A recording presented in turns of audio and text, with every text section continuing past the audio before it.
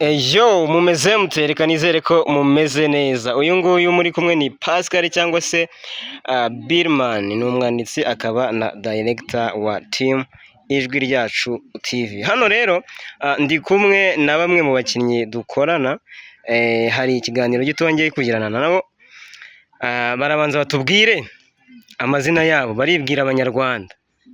Bakwita nde? Murakoze. Njyewe amazina yanjye nitwa Rehema Muragijimana, ariko nkunda gukina nitwa Mimi. Yes.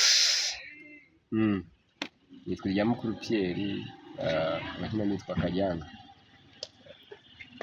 Amazina yanjye nitwa Ishpesi, n'ubundi nkunda nitwa Pesi. Amazina yanjye nitwa Pacifique, N'ubundi ukina witwa Pasi muri filime. Hanyuma ndashaka kubabaza, ese ni ryari mwumvise ko mwakina filime? Ni ryari buri wese yagize igitekerezo cyangwa se akumva ko bino bintu abandi berekana ku makamera nawe ashobora kubikora akabishobora? Ni ryari icyo gitekerezo wakigize? Ryari? Murakoze cyane. Igitekerezo nakigize 2019. Hari ukuntu uba uri kumwe n'abantu wakatinga bakabikunda, bikaba ngombwa ko nyine bagushishikariza kuba wakina filime. Yego narabikundaga ariko naritinyaga.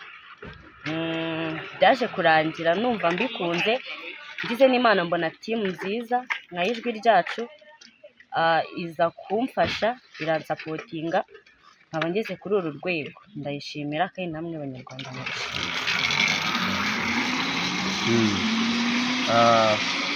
ubundi kureba filime nibyo byatumye nanjye nkunda irya filime. Nakunze kureba amaseri cyane, filime n'izo mu mahanga nkazireba, n'iz'inyarwanda nkazireba. Nawe ndavuga nti why not, kuki gihe ntagenda ngo nkine filime nk'abandi, nyine mu gihe naba mbonye amahirwe nkagerageza nkagakora bishoboka. Rimwe na rimwe navuga nti ibintu abantu bakora, nkareba uko bakina, nkareba numva ndabikunze, ariko nyine nkagira imbogamizi zo kuba nta mwanya, nta nubwo nabona naho mbihera, ntabwo nzi ngo nabaza nde. Ariko umunsi umwe nyine manu, navuga ko ari nka manu yavuye mu ijuru, nari nibereye ku mbuga nkoranyambaga bisanzwe, ndangije mbonaho agatangazo ko umuntu yashyizeho bimwe bisanzwe, nyine ndabanza avuga nti reka ngasome ndeke gacaho ndebe uko bimeze. Yadushishikarizaga atubwira ko ari umwanditsi n'umudayiregita, avuga ati ndashaka abantu baza tugakorana timu, tugatangira gukina filime nyarwanda, tukagerageza guha abanyarwanda ibintu byiza natwe dufite, namwe izo mpano zanyu mukazishyira hanze. Nuko nguko na joininze rero, kubera ko hari yashyizeho na link ya WhatsApp, na joininze bisanzwe, ariko numva nyine ntanabyizera ko bishoboka. Mvuga nti se ibintu bibaho, ariko ndavuga nti mbikore nta wamenya. Urumva ndangije haciyeho iminsi mikeya, bapanga guhura, tugenda turahura, dukora team, kugeza no ku rwego twatangiye gukina, nyine batwinjiza muri filime dutangira gukina. Ari nazo mwanya mujya mureba kuri Ijwi Ryacu TV, ibibaza bamwe mwarazibonye. Nanabashimira abantu mwagiyeho mukareba mukanadusapotinga, rwose Imana ijye ibaha kandi mukomerezaho, munagiye munabwira n'abandi. Urumva nawe wenda ushaka gukina, wumva ufite iyo mpano, wumva ufite n'ubushake bwo kuba wajyamo ugakina, birashoboka. Amahirwe aracyahari, ushobora no kuzamura, ushobora no kuvuga ati iyi timu reka nze ndebe niba nanjye nayijoyininga. Ushobora no kujya kuri YouTube mu gihe wenda abo bantu utazi, ukanabandikira muri commentaire ukavuga ati reka nanjye nandike nsaba ko nakina, ugashyiramo na nimero yawe. Abantu babishinzwe bashinzwe ibya timu yacu bashobora kugufasha, nawe ukazisanga muri groupe, nawe ukaza ugashyira impano yawe hanze. Nk'uko nabivuze nyine njyewe banyita Kesi, nkaba ndi muri timu yitwa Ijwi Ryacu TV. Ukuntu rero ino timu nayigezemo, njyewe nyine natangiye ndeba amafilime yabo. Harimo filime yitwa Ndongora, hakabamo n'indi yitwa Ingorane Zanjye, ariko iyo ngiyo Ingorane Zanjye niyo nakunze cyane, kuko harimo nyine uburenganzira bw'umwana uko yaba ameze kose. Noneho rero ubwo ngubwo narakomeje nyine ndeba ayo mafilime yabo, nkajya nyareba, ariko icyo gihe naranigaga, njyewe nigaga S3. Ubwo rero nkomeza mbikunda. Noneho kubera ko njyewe nakundaga n'ibintu byo gukina amafilime, birangira nanabikurikiranye mu wa kane. Ngiye mu wa kane kuko twiga literature haba harimo ibintu by'amakomedi, tragedy, harimo n'amafilime. Birangira mbikunze, nkomeza nyine mbikurikirana, najya numva ibyo mwarimu amwigisha birangira nyine mvuze ati nzabikurikirana no muri aya mafilime. Ubwo rero nibwo hari umwana w'inshuti yanjye twari dusanzwe nyine turi inshuti twahuriye mu birori. Ubwo rero nyuma rero yaranyandikiye, ubwo mubwiye amarangamutima yanjye yose ahita ambwira ati hari timu ndimo nagufasha, twambwo nk'umbwa nyine ko nawe wayinjiramo. Arangije nyine ubwo mpita muhereza ndamubwira ati ntari binyinjizemo nimba bikunda. Arangije anyinjiza muri iyo timu yabo, baza kugira nyine igihe cyo gukora casting, turahura nanjye ndaje njyayo, ngezeyo ndabishimira nyine nkareba uburyo batwakira, ndabikunda cyane. Birangira rero bambwira ati uwo mwana we tugomba gukomezanya ukazabikuriramo nimba ubikunda koko. Wenda ndavuga ati ndabikunda, birangira ninjiyemo gutyo kugeza n'isaha nkaba nkirimo. Rero ikintu nagira, hari nk'uyu munsi twaje ariko turimo gukora nyine ibiganiro kugira ngo nyine tugire nyine uburyo namwe twabashishikariza mwabuze uburyo mwazamo. Hari abantu nyine bagize ingorane ntibazi, mwahombye cyane, mwahombye gusa mubyumve nk'ukuri, kuko ibintu twakoze uyu munsi umva ni umuriro kandi ni byiza. Yaba ababyeyi yaba abaturarwanda bose badukurikiye bari bubikunde ndabizi. Kandi nanone ikindi, umuntu wifuza kuza muri ino timu welcome, turamwakira. Buriya nujya ubona itangazo barinyujije kuri TikTok cyangwa YouTube, ntukahite uritambuka udasomye, banza usome urebe ibirimo ubone kuhita ugira ute, kuhita ugenda ariko wamenya amakuru, wamenye n'ubutumwa burimo mo imbere. Icya mbere ni ujumbe. Rero ubwo ngubwo nkaba mbashishikariza nyine ko mwajya mwandika muri komenti, mukanekunda kureba filimi zacu kugira ngo nyine mukore komenti, mukandika muri komenti kugira ngo tubone uburyo twabasubiza, tukabafasha namwe mukatugeraho, tukaba twabana namwe, kandi mugakora subscribe, share na like. Turabakunda. Murakoze cyane. Ni Pacifique wabikoze. Njyewe nkiri muto nakundaga ibintu bya filime cyane, nazikunda nkazireba, ariko muri njye nkumva ndazikunze cyane, kandi ikindi nkumva mfite n'impano yo kuba nanjye nazikora nazikina. Ariko imbogamizi ibiriho ntabwo biba byoroshye nyine kuba wabona nyine abantu mufatikanye cyangwa se kwinjira muri timu y'abantu, ntabwo biba byoroshye. Ariko ndi gusikororinga nibeye ku mbuga, ngezeho mbona agatangazo nyine abantu bari gushaka abantu nyine bafatikanya timu yo gukina filime, ndagasoma. Gusa nabwo nakundaga nyine nakunda kubibona, ubundi nkikomeza nkagenda nyine simbiha agaciro. Ariko icyo gihe nabigezeho, ndabisoma, numva abantu bashaka nyine abantu bo gufatikanya bakora timu imwe bakazamurana. Nuko ndebaho nimero, ndamwandikira kuri WhatsApp, numva arashubije, numva ibintu byiza cyane ndabikunze. Nanjye mubwira ko mfite impano, arambwira ati welcome kabisa.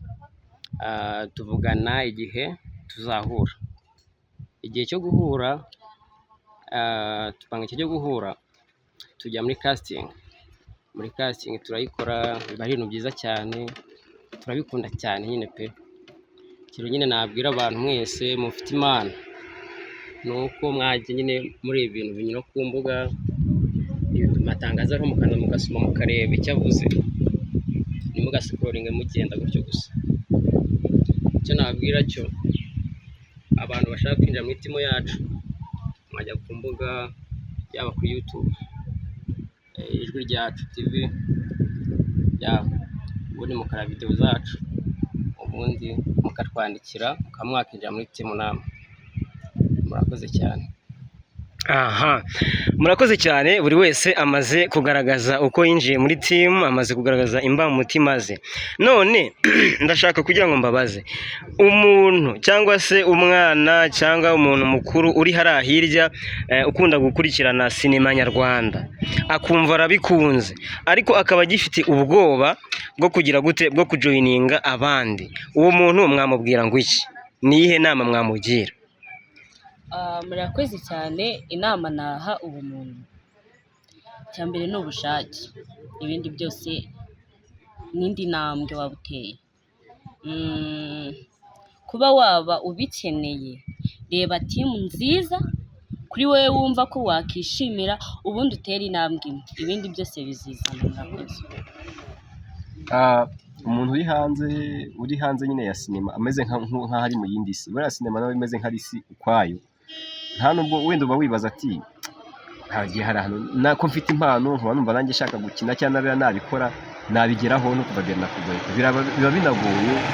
Niyo mpamvu ngira ushishikariza umuntu wese wumva nyine abishoboye ugize amahirwe yo kubona ahantu hari agatangazo kugira ngo ushaka kutujoyininga muri timu, wenda nk'urugero nk'itimu yacu ya ijwi ryacu, ukaba wajya muri komantere ukavuga nti ko mbona harimo agatangazo kabwira abantu ko bahawe ikaze, ntago nakwemerera ndi wowe, ntago nakwemera ko kancika, kubera yuko kugira ngo ubone timu ni ikintu kigoye cyane, ni ikintu kigoye ko natwe umuntu wenda yaba yarabigiyemo kera ariko ntago ayo mahirwe yigeze yagira. Niyo mpamvu nashishikariza buri wese wagira amahirwe yo kubona iyo timu yayijoyininga nta kujidiganya cyangwa ashyire ku ruhande, akaza tugakinana, wabikora nawe impano bikajya hanze, abanyarwanda bakareba iyo mpano wibitsemo. njyewe nyine ikintu nagira umuturarwanda uri kutwumva kandi akaba abikunda, icya mbere ni self confidence, kwigirira icyizere. Iyo ufitiye icyizere ikintu cyose ukigeraho. Rero uramutse wifitiye icyizere ntabwo wabura uburyo watugeraho nk'uko twahoze tubibabwira. Icya mbere ni confidence, nyuma ya confidence rero ni ukwisanzurana n'abantu bose pe, twebwe rwose welcome. nanjye ikintu nagira abanyarwandakazi, wowe ufite impano warabuze ahantu wanyura wakinjira ku buryo nawe wagaragaza impano yawe. Kuri YouTube ushobora kugenda ugasacinga ijwi ryacu TV, warangiza ukajya muri video zacu ukajya muri commentaire ukaba washyiramo igitekerezo cyawe, kuko commentaire zasomwa cyane, nawe ugashyiramo nimero yawe nawe tukakwandikira, ubundi warangiza nawe ukaza ukagaragaza impano yawe. Murakoze cyane, ndabashimiye. None ndashaka kubabaza kino kibazo. Mwaravuze muti dufite impano, turabikunda bino bintu, tubyiyumvamo, none tubonye timu nka ijwi ryacu TV ifite gahunda, timu ifite umurongo, ifite ejo hazaza, turajoyininze. Ese ni iyihe experience mufite mu gihe mumaze mukina filime mushobora kubwira abaturarwanda cyangwa undi wese wifuza kujoyininga itimu iyo ari yo yose, sibyo? Reka mvuge kino kintu, wowe ukina filime, ababyeyi bawe ufite bakwakiriye bate, cyangwa se aho utuye muri sosiyete bakwakiriye bate, mu mudugudu utamo cyangwa mu isibo? Hari igihe umuntu ashobora kukubona kuri televiziyo wenda ukina ugaragaza wenda uburaya, we ntahite yumvisha ko uri gutanga ubutumwa, we agahita akubona muri iyo sura, muri iyo shusho. Ese ubana nabyo gute? Ubasha kubyitwaramo ute? Bigenda bite? ubajije ikibazo cyiza.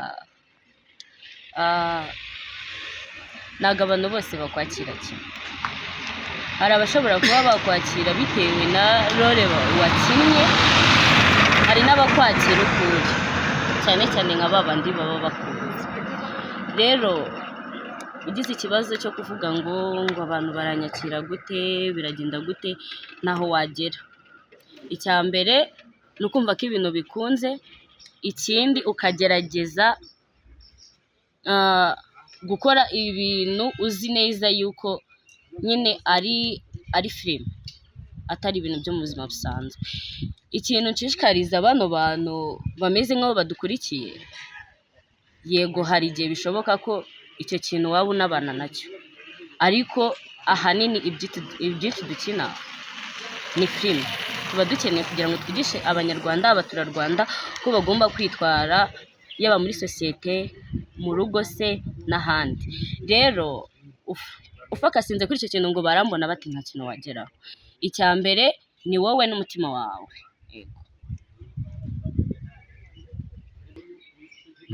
Murakoze ku kibazo ubajije. Mu buzima busanzwe ubundi filime, njyewe nanjye ubwanjye mbere yuko njya muri filime nabonaga nyine umuntu ukina filime nkabona nyine nibyo bintu yiberamo, nyine nkabona ko ari we muntu. Urumva uwo muntu ndeba muri filime sinumve ko afite undi muntu wo hanze ya filime ari we. numvaga nanjye ariko bimeze kugeza ku munsi nagiye gukina filime, ahubwo nkajya ntangazwa n'uburyo nabonaga nk'umuntu wenda nko muri filime za gisiyo yapfuye nkazongera nkabona mu yindi filime nkumva birantangaje, nk'abantu se muntu ko nabonye apfa nkaba nongeye nkamubona mu yindi filime bite, wenda arimo babiri. Icyo cyari ikibazo nibaza, ariko nanone kwinjira muri timu byatumye ngira niyo experience yo gusobanukirwa nkamenya ko bya bintu ni filime nyine ntago ari ubuzima bwa nyabwo. Urumva kuko nibazaga impamvu abantu bose ko mbona baguma bapfa muri filime, abantu ku isi ntibazashiraho cyangwa ntibashizeho, ariko urumva nawe wenda uri hanze ushobora kubyumva gutyo kubera yuko ariko ubumenyi ufite. Experience rero nagiriye mu kujoininga team nuko namenye ko iyo ugeze muri team ubasha gusobanukirwa ibya filime uko bikora nuko bigenda, ukamenya ko wa muntu ukina filime atandukanye na wa muntu wo hanze mu buzima busanzwe. Uko abantu rero bagufata byo umuntu agufata bitewe n'ubumenyi afite. Hari umuntu usobanukiwe ibya filime azi neza ko wenda uri arimo arakina ntago ariko ameze, hari n'undi muntu utasobanukiwe ibya filime uvuga ngo wa muntu niko ameze, ari nawe ushobora kukujaginga, wakubona mu nzira akavuga ati wakiniye uri igisambo cyangwa uri umujura cyangwa uri umuntu mubi, yakubona agahunga akava mu nzira. Ariko ndakubwiza ukuri ko biratandukanye, niyo mpamvu nawe uri hanze ukeneye kujoininga timu ukaza nawe ukamenya ibyo bintu uko biri. Murakoze. Murakoze ku kibazo ubajije. Ikibazo ubajije ikibazo cyiza cyane. Icyo kibazo ubajije ubundi muri ibyo byose bisaba kwihangana.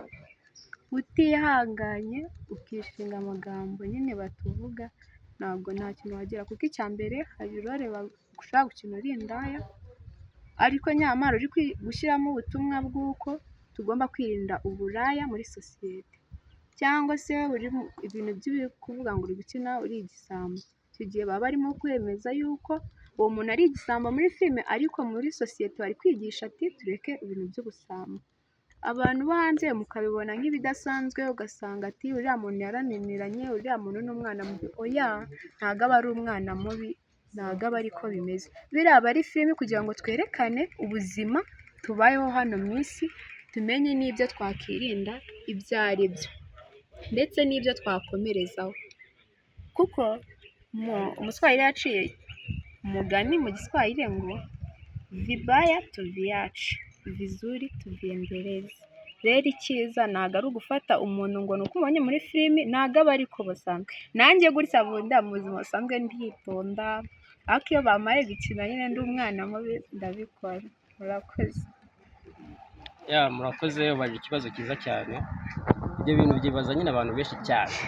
Hari ukuntu umuntu ashobora gukina se ari umurozi, kandi nyamara ntago mu buzima busanzwe hanze ntago ari umurozi, ariko bitewe na role bamuhaye agomba gukora akina ari umurozi kandi atari byo, ntago ari umurozi mu buzima busanzwe. Ariko ikintu cya mbere kiba ari inyigisho mu abanyarwandakazi, ni inyigisho nyine tuba tugira ngo dutange. Kubonera abantu muri filime umuntu ni igisambo ntago aba ari igisambo, kuko umuntu iyo uri muri filime ni muri filime, no hanze aba ari hanze. Umuntu hose tuba dufite ubuzima bwaho. Yego, murakoze. Murakoze cyane. None ndashaka kubabaza abantu babakurikira, babakunda, babona ku mbuga nkoranyambaga, TikTok, Instagram, aho kuri YouTube, wenda YouTube niho hantu cyane mugaragara. Ndashaka kubabaza, ese mwabagiriye inama gutandukanya guhihibikanira impano n'amafaranga? Bigenda gute? Ese uza bwa mbere wowe muri sinema, uza gukina filime, ni iki ubundi nyamukuru wari ukurikiye? Ese ikintu nyamukuru wari ukurikiye byari amafaranga, cyangwa warajoyininze uravuga uti ngiye kubera ko bino bintu mbikunda, it's okay, reka mbikore, wenda amafaranga azaza nyuma? Reka wenda ndeke kubyinjiramo cyane, mwe mwivugire uko byari bimeze. Yego, murakoze. Nta kintu na kimwe wabona utashora. Ushobora kuba utashora umwanya ariko ugashora amafaranga. Igihe ushora amafaranga nabwo bigendana n'umwanya, kuko byose biruzuzanya. Icya mbere ni impano, ibindi byose bikaza nyuma. Nta munsi n'umwe uzabona icyo ukeneye utagishatse, utagerageje guhatana kugira ngo cya kintu ukibone. uje rero ukurikiye ngo amafaranga uko byaba bigaragara nta kintu wageraho, kuko amafaranga ashobora gushira cyangwa ukayakoresha bikanga, ariko ya mpano yawe iba ari ya yindi nyine. Njye ntabwo nigeze njoyininga ikintu cya mbere mu mutwe wanjye ari amafaranga, kuko amafaranga no mu buzima busanzwe turayashaka tukayashakira n'ahandi. Nagerageje kuba nakurikirana impano yanjye ngo ndebe ko hari aho yagera, ibindi byose by'amafaranga n'ubundi biza nyuma yo kugira igihe nyine impano yawe yagaragaye abanyarwanda bayikunze, ubundi ikakubyarira ya mafaranga. Buri kintu cyose rero ni ugushora, kandi ukabanza kugerageza kumva neza kuko cya kintu nimba wowe ubwawe ugikunze, ubundi ibindi byose birizana. Murakoze. Urakoze ku bw'icyo kibazo ubajije. Ku byerekeranye n'impano n'amafaranga mu bijyanye na sinema cyane, kuko tubifata mu buryo butandukanye nyine, kubera ko natwe turatandukanye mu mitekerereze. Hari umuntu uzabwira ngo tujye ngwino tujoyininge muri timu dukinane filime, akakubwira ngo muhemba ngahe. Mbere ya byose abanza kukubaza ngo muse murahemba muhemba ngahe. Ibyo ni ibintu bisanzwe nyine mu buzima, kandi koko ni n'ukuri koko ubundi filime se ntizigira amafaranga koko. N'umuntu wese urebye umuntu wa filime avuga ati ni umukire afite amafaranga yakuye muri filime, ariko bigira uburyo, bigira process. Uvuga ngo ukijoyininga timu bwa mbere cyangwa se ugikina filime, mu by'ukuri kuba wakuzuza amafaranga biragoye. Nta nubwo naguha icyizere kugira ngo niba ugiye wumva ufite impano yo gukina filime ngo nzagenda mfite nkorera amafaranga, biragoranye. Birashoboka ariko nanone biragoye. Nkatwe tuba tukizamura byageza kuzamura impano, ikintu cya mbere ukora ahubwo ni uko-investor, urashora. Wahera kuri tike wakoresheje ujya aho mwahuriye mwagiye gushutingira, uba washoye, ni amafaranga aba yagiye. Aho mwashutingiye ndetse mwanahakodesheje, ni amafaranga aba yagiye. Urumva nawe buri musora ntabwo wagira igihe cyo kuyinjiza. Rero uko ugomeza kuvuga ati reka aya mafaranga nyifashishije nzamura iyo mpano yanjye, kubera ko nyine abakenewe rimwe na rimwe n'ubwo wenda bitari bidakaze cyane. Nka timu wenda ntiyakwaka, ariko uzatega, sibyo? Uzatega, uzatakaza n'umwanya wakabaye wenda uvuga ngo nari ndimo nkorera amafaranga, utakaza umwanya ntukore amafaranga, ariko ukavuga ati reka ngende njye hariya joining team, impano yanjye ikiri hanze, igihe nikigera cya nyacyo impano yanjye imaze kugaragara, abanyarwanda bankunze, ibyo tubaha babikunze, bo ubwabo bashobora kuzamura bakaguha amafaranga rwose ukayabona. Wenda for example niba dukoze filime abantu barayikunze, barayirebye, barayisharinze, bayihamarake n'iki, ishobora kutuzamura rwose amafaranga akaboneka. Ariko wowe wavuga ngo ugiye kujoininga timu ngo uhite ubona amafaranga, birasa naho bigoranye. Urakoze. Ku kibazo ubajije ntacyumvishe kandi murakoze kukibaza. Njyewe nyine ubundi kujya muri ibi bintu by'amafilime ntabwo ari ngombwa ngo ugende ukurikira amafaranga. Icya mbere ntabwo ari amafaranga. Icya mbere nimba uzi yuko nawe ufite impano kandi ukaba ushaka kuyigaragaza, gira ibyo utakaza kugira ngo nyine ube wagaragaza ya mpano yawe, kugira nyine urebe ko inyungu zizavamo. Ariko nuza ukurikiye amafaranga ako kanya nta kintu wageraho mushira. Rero biba bisaba ngo ibintu byose bikorane ubushake, atari amafaranga, ahubwo nyine bikore bikurimo. Ayo mafaranga anabonetse nayo nta kibazo, umuntu yayakira. Ariko mu gihe nyine bitaragezwa aho bakubwira ngo amafaranga yakire, wize ukurikiye amafaranga, ahubwo ngwino ukore ibintu bikurimo. Murakoze. Murakoze cyane. Ikintu cya mbere ubundi iyo ufite impano, ufite ubushake bwo gukora ikintu ushatse, ntabwo ugikora cyangwa se ukijyamo ukurikiye amafaranga, ahubwo icyo kintu ukijyamo ushaka kugaragaza ya mpano yawe kugira ngo izamuke. Kandi ikindi n'ubushake, kandi iki ni ikintu cya mbere kibaho. Time yawe ubaye itakaje ukigomwa, n'igihe cyose wakagombye kuba wakora indi mirimo cyangwa se washaka amafaranga, urabyigomwa ugashaka tike kugeza kuri set aho gukorera. Kandi ikintu cya mbere amafaranga yaboneka. Ikintu cya mbere rero ugomba kugenda ukagaragaza impano yawe ukayizamura. Iby'amafaranga ntabwo ari dushyira imbere, ibyo gushaka iby'amafaranga ntaho wazagera rwose. Icya mbere ni impano n'ubushake, byose birashoboka cyane. Murakoze. Murakoze cyane. None ndashaka kubabaza kino kibazo cya nyuma. Ese mu gihugu tuba dufite abantu bari hanze y'igihugu baba diaspora bateye imbere, even no mu Rwanda cyangwa muri Afurika muri rusange, haba hari abantu bafite amafaranga yabo cyangwa se bafite amikoro ariko bakaba barabuze abantu bafite gahunda ihamye. Nk'ubu ngubu mu gihugu cy'u Rwanda sinema nibwo iri gusa naho ibyuka, nibwo iri gutera imbere ndetse abakire bafite ayabo bari gushaka gushoramo ariko bakabura abantu bafite izo ntumbero za nyazo, bafite gahunda, bakabura timu yubatse neza ku buryo bashobora gukorana ndetse bose bakazamurana. Ese ndagira ngo mubwire bano bantu nkamwe muri timu ya Ijwi Ryacu TV, ni ibiki wabwira umuntu by'ingenzi ushaka gushora amafaranga muri timu yawe? Ego murakoze cyane. Ubundi cya mbere ni ugushaka timu nziza. Timu nziza no kuvuga iki? Ureba abantu nyine bafite intumbero. Hari igihe usanga hari abantu bakora filime bamubarire kubivuga gutya ugasanga nta hazaza bafite. Icyo ni cyo cya mbere kugira ngo amafaranga yawe wumve yuko atekanye ari safe.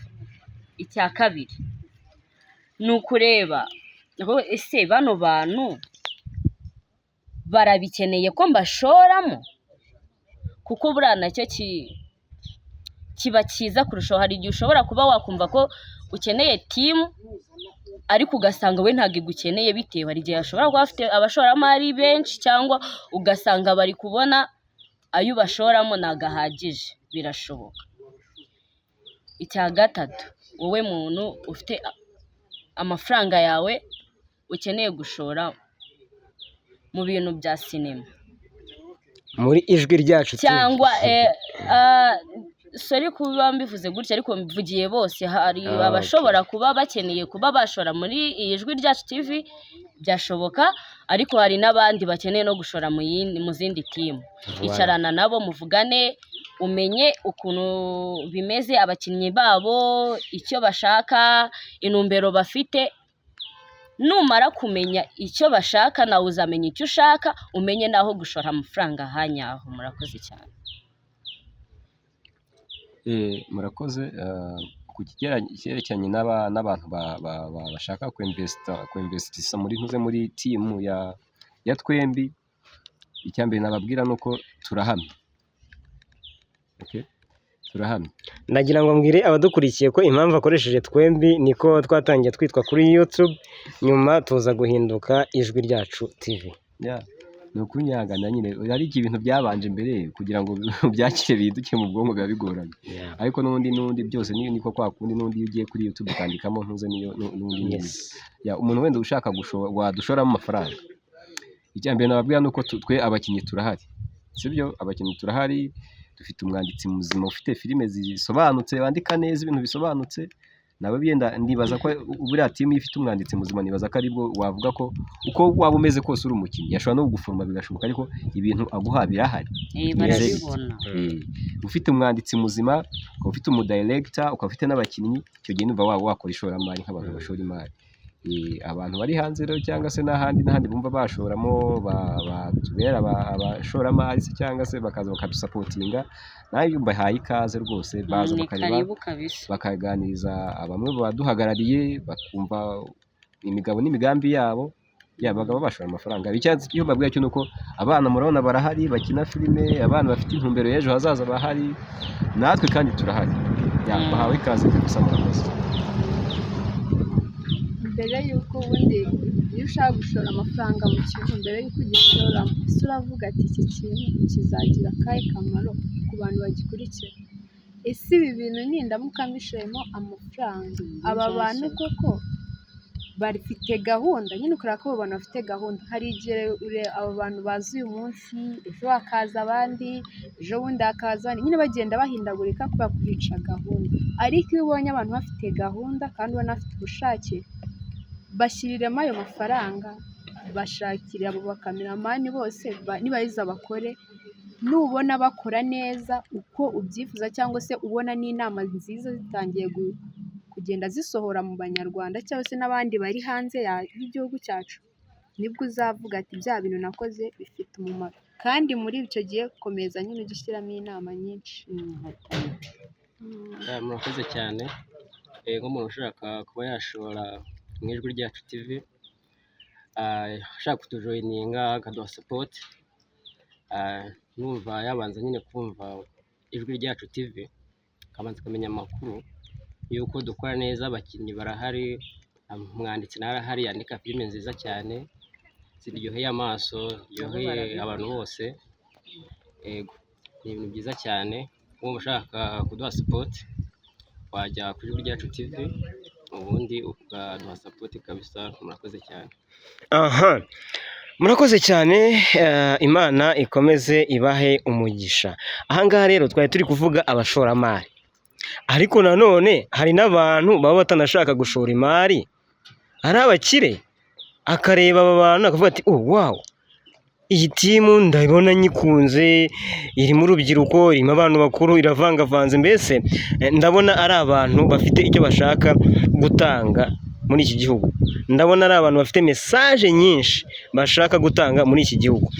Ni iki wasaba umuntu we noneho udashaka kugira ngo agushoremo azakungukemo, ahubwo ashobora kuba afite ubushobozi bwo kuvuga ati njye mbaguriye kamera imwe cyangwa se mbaguriye kamera ebyiri, sibyo, mbahaye ibikoresho mukoresha, wenda niba ni niyo location mwabuze, njyewe mfite inzu nabaha mwakinira, uwo muntu we mwamubwira iki? Amagambo wenda atarenze nk'atatu. murakoze, ahubwo uwo muntu niwe dushaka. N'abandi turabakeneye, ariko n'uwo nguwo nawe arakenewe. Cyane cyane nk'umuntu udaha support ingana gutyo, mu gihe tutaranamubona tubaye tumushimiye. ni ukuvuga ngo uko biri kose support yo ni ngombwa. Nk'umuntu ushobora kuba ati njye mfite ibiceri byanjye, itimu numva nyishimiye, nshobora kuyifasha nkayisapotinga mu buryo bwanjye, akaba yatugurira kamera, hirya ya kamera ashobora no gusapotinga mu buryo bw'amafaranga, hirya yabwo ashobora no kubaha location. Hari abantu bafite amazu avuga ati yewe mfite ahantu mwaza mukahakinira, ubu nawe turamushaka kandi yaba ari inkunga ikomeye cyane. Umuntu wenda nawe avuga ati reka mbatere inkunga mu buryo bw'ibikoresho, hari n'abandi baduha inama nabo kandi nabo ni ingenzi. Bose turabakeneye kandi turabashimira, mbere y'uko banaza bumve ko niba banahari rwose bahawe ikaze. Murakoze. uwo muntu aramutse abonetse nawe ndamushimiye, kuko ibintu byo muri iyi si bituzamurane, byaba ari byiza. Murakoze cyane. Umuntu nyine waduha support kabisa, byari byiza cyane. Urabona ko ashaka kuduha support, yatugura nka kamera, ashaka kubona ijwi ryacu TV, akumva nyine yishimiye ibikorwa byacu, message akumva nyine arayikunze kabisa, ariko akavuga ati iyi timu yengeye kuyigura kamera, cyangwa se mfite nk'ahantu ho gukorera mbahe bakoreremo, byose birashoboka cyane. Iyo ni inkunga ikomeye cyane kandi ahari. Murakoze cyane.